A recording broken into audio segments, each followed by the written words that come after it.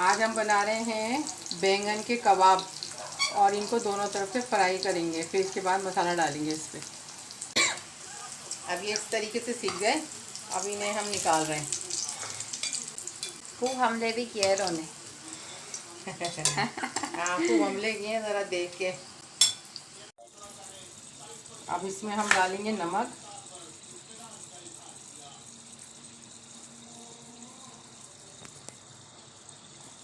और लाल मिर्चें।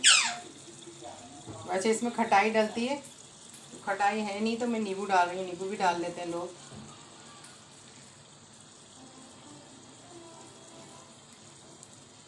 ये मज़ेदार कबाब खा के देखें, मज़ा आ जाएगा। जो बैंगन नहीं खाते वो ज़रूर खाएंगे।